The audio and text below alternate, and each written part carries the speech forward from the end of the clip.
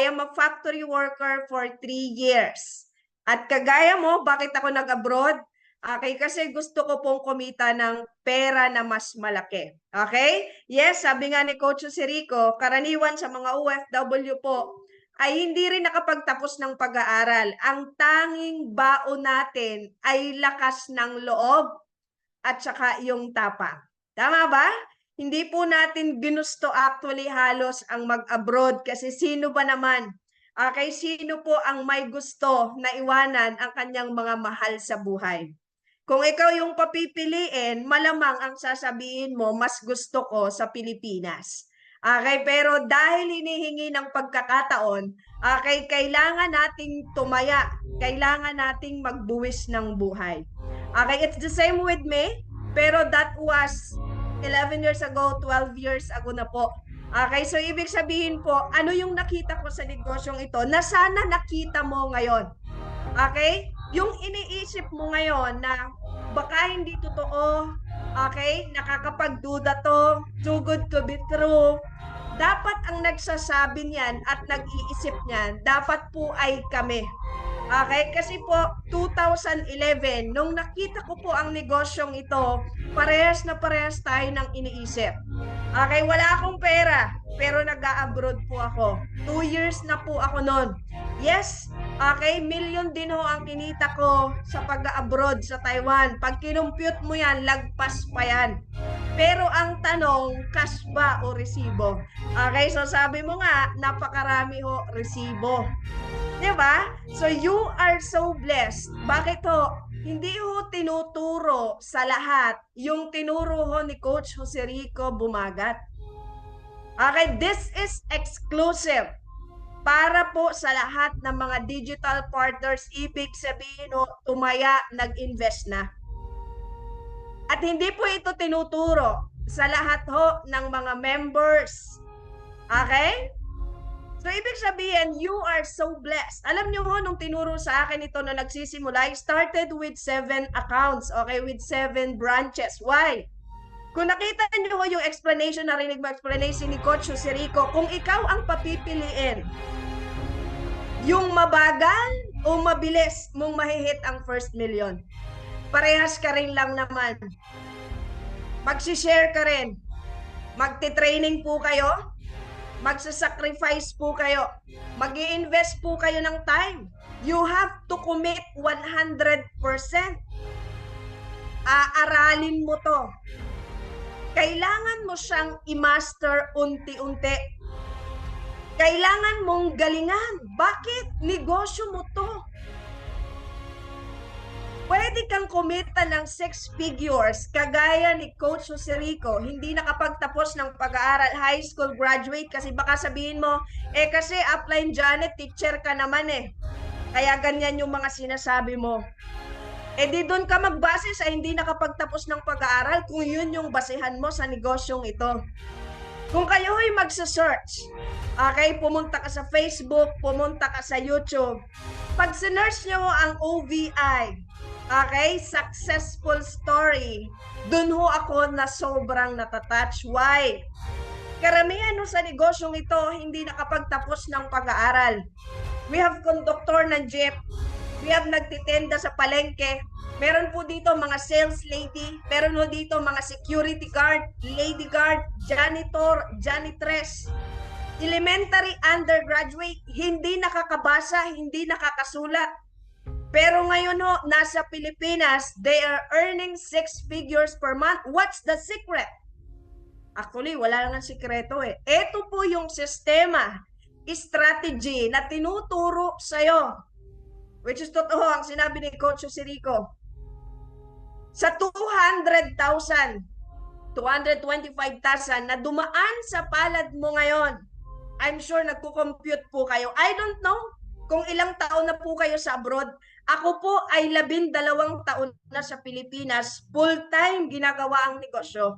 And I'm so blessed. At alam ko, pangarap mo yon. At matagal mo na tong pinag-pray.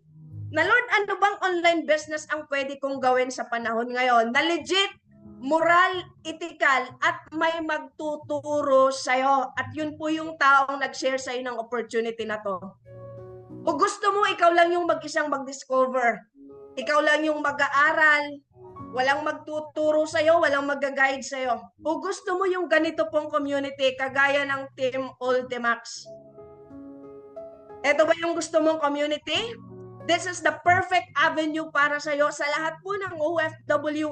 Kung naghahanap po kayo ng opportunity na kagaya nito, na pwede po kayong kumita ng additional 50,000, 30,000, at pwede po kayong makaipon 100,000, 200,000, yung pong sinabi ni Coach Rico sa slides. Okay? Yan po ay mga real story. Okay? Totoo na nakauwi sa Pilipinas, nakapag for good, at isa po ako doon. Ngayon, sa lahat ng mga OFW yung nandito, hanggang kailan nyo po gusto na ganyan yung sitwasyon mo? Alin po ang mas mahalaga sa'yo? Yung pera na meron kang pinapadala sa pamilya mo, sa anak mo, na ang binabayaran sa'yo ay yung oras na sobrang layo mo, milya-milya ang layo sa anak mo at sa pamilya mo. O gusto mo rin ng oras sa lalong madaling panahon na makasama mo ang mga anak mo at ang pamilya mo? Kayo po yung mamili. Kasi kayo po yung magdedesisyon. Imagine mo if you will do this business. If I'm doing this business for almost 12 years, wala na po kayong dapat ipag-alala. Napaka-bless nyo nga po, may mga ganito pang Zoom. Ano pang gusto nyong patunayan? For how many years na kayo po ay kumita? Diretsahan tayo. Alam ko, hindi lang 200,000, 300,000, 500,000 na naging pera mo. Pero ang tanong, sa lahat ng pinadala nyo po, kaya po bang kumita at kaya kanyang pauwiin sa lalong madaling panahon? Kung hindi, kailangan nyo po siya didesisyonan. This is the perfect timing. Malapit na ho ang Pasko.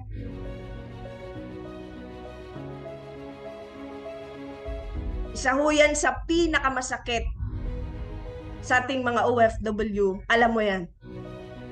Every time ho natutunog ang kampana, yung bells, isa ho yan sa pinakamasakit. Sabi ni Miss Marilyn, opo, kitang-kita ko yung mukha niya. Yes, wala pong Pasko, wala pong bagong taon na hindi ako umiiyak nung ako'y nasa abroad. Kasi ho, tayong mga Pilipino, kultura ho natin ang umuwi. Pakasama natin sila. Kahit nga 100 pesos lang basta kayo ay salo-salo at sama-sama.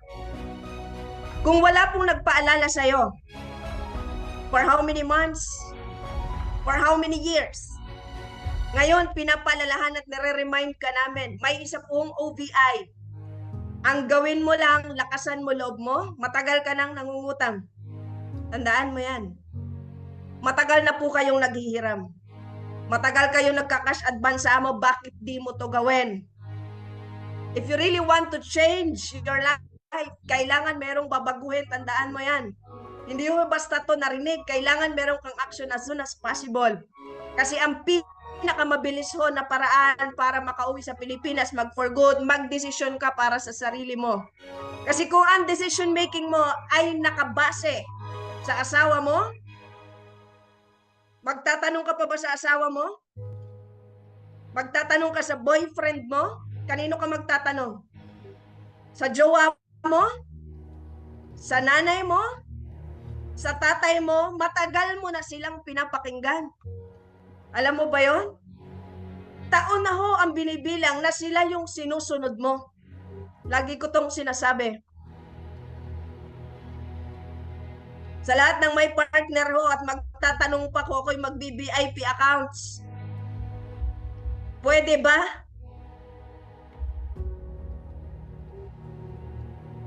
Nung nagpaalam ka nga mag-abroad, ang bilis niyang nagsige kasi nasa Pilipinas siya. Malaya siya, kaya niyang gawin lahat ng gusto niya. Lahat ng alak, uri ng alak, kaya niyang inumin. Lahat ng babae, kaya niyang puntahan. Malaya siya. Wala siyang gagawin. Ikaw, tayong mga OFW. What are we doing sa ibang bansa? Halos di na tayo natutulog. Halos lahat ng CR, nasusugat yung kamay mo. Lahat niluluto. Lahat pinakikisamahan. Halos pag may sakit ka, di ba? Nagkasakit ka. Wala naman tumutulong sa'yo. Kailangan mong bumangon. Kailangan mong uminom ng gamot. And now, buhay. Hindi yung buhay ang tatayan natin. It's only 200,000 mahigit. Tapos magtatanong pa ho kayo. Kung ako sa'yo, kung ako sa'yo, lalo na sa mga babaeng nandito, you have to decide for yourself. OFW is not a lifetime job. Hindi po natin alam kung anong pwedeng mangyari bukas, as in mamaya. Kailan po kayo magdidesisyon? Sana hindi pa huli ang lahat. Piliin mong mahalin ang sarili mo. Pag nag-invest ka dito, ginawan mo ng paraan, I'm pretty sure, magkakalaman ng DTC mo, 61,600, ipopost sa Facebook, maraming ma-inspire sa'yo.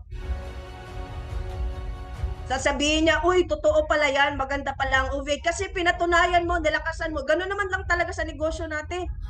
18 years na ho ang kumpanya. Ano pang dapat ikatakot mo? I don't know. Maybe ang iba sa inyo mapera. Pero nag-iisip, kanino ko ba ipapadala? Kanino ba ako magtitiwala? Marami yung nagtiwala sa Pilipinas sa kamag-anak nila. Nagpagawa ng sobrang laking bahay. Pininturahan ng sobrang ganda. Ang dami yung nagkwento sa akin yan. Gumasto sila ng kalahating milyon, 1 milyon, 2 milyon, 3 milyon. Ang sino ang nakatira sa bahay na yon? Tanong nyo kung sino ang nakatira. Yung kanyang kapitbahay, yung kanyang kumare. Kasi iba-iba na siya. Tapos ikaw, sobrang loyal mo. Ikaw nagkakayod sa ibang bansa. Mag-isip po kayo sa mga nag-i-invest, sa mga scam, kasi walang gagawin kung ako sa'yo. Okay? Sa halip po kayong mag-isip or pumunta sa iba-ibang kumpanya, maghanap, piliin nyo po ang OVI. Okay? Piliin nyo po ang grupo na to. Tutulungan po namin kayo. Okay? Sabi nga ni Coach Joserico, pwede ba sa lahat na mag-VIP? 101% po ang inaasahan namin na commitment sa'yo. Pero kung ang goal mo lang dito, okay, susubukan mo lang pero wala ka namang gagawin, wag na lang. Okay, wag na lang. Ang VIP account so ay para sa mga taong gusto talagang mabago ang buhay, yung sitwasyon mo ngayon. Yung bibigyan mo ng tuldok, okay, na talagang 1 year ka lang, 2 years ka lang, 3 years ka lang. Kailangan ho ganun. Okay, kasi isa ho ang same effort, same effort. Pero magkaiba ho ang resulta kapag naka-VIP accounts ka talaga. Mas mabilis ho yan. Sinasabi ko sa'yo. Okay? Actually, marami pa po tayong matututunan sa community na to. And pwede ba nating palakpakan lahat po ng mga naka-VIP accounts? Okay? At lahat po na magkukumpleto ng VIP account, saludo ako sa'yo kasi tama yung decision making mo. Okay? Kasi para sa'yo yan, para yan sa family mo, para yan sa mga anak mo. Okay, magdesisyon ka para sa sarili mo. Para at least hindi po kayo sobrang magtagal sa abroad. Okay, narinig niyo po ang sinabi ni Coach Joserico, wala po kaming pinipili dito. Kaya tapos ka man, kaya professional ka man, tama ba? Kaya hindi, kahit wala kang alam sa negosyo, pwede mo itong gawin. Ang kailangan mo lang, you have to take action as soon as possible. Okay, para at least magkaroon po kayo ng business account, masimulan ang negosyo at ma-share natin sa lahat ng kaibigan mo na meron pong isang kumpanya, ang Orvis Victus International, Empowered Consumerism, na handang tumulong sa iyo. Okay, for the next 10 years, 20 years, okay, sa negosyo natin kasi alam ko, isa ito sa hinahanap mo na kumpanya. Okay, sa mga nandito, congratulations. Okay, kasi po, nasa tamang community ka, nasa tamang sponsor ka, nasa tamang uplines ka, kaya mamaya po, wag po kayong pumayag na hindi mo siya pasalamatan. Okay? God bless everyone. Thank you so much and congratulations sa lahat po ng naka-VIP account. See you all.